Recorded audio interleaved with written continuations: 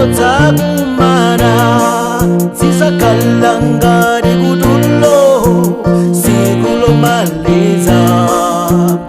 Onse ogona ndithu adzadzuka ndi kuthamangira komweko kukakumana.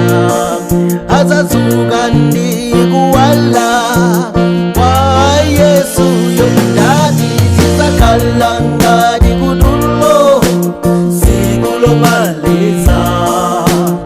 Onse ogona ndithu adzadzuka ndi kuthamangira komweko kukakumana.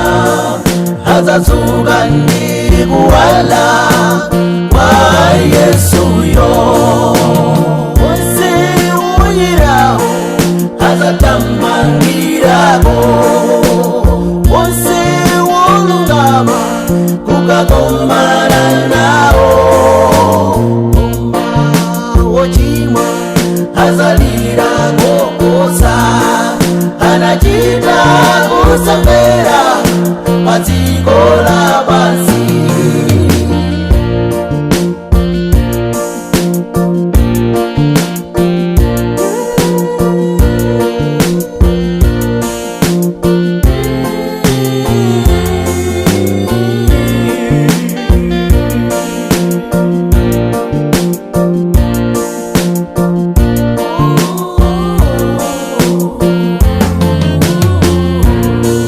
Zisakhala zachisoni poona Kristu ali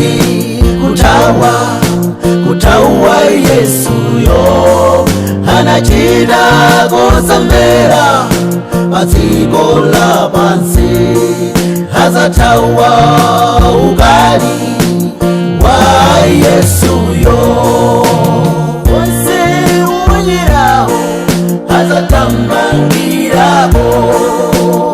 Onse olungama kukakumana nawo. Wochimwa azalira kokosa anachita kusamvera pa dziko lapansi.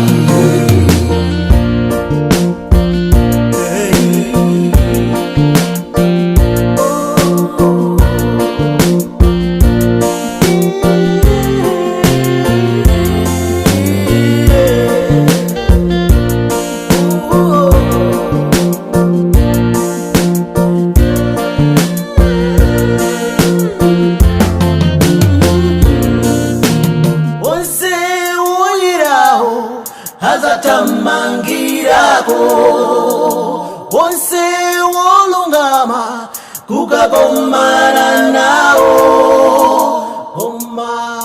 Wochimwa azalira kokosa anachita kusamvera pa dziko lapansi.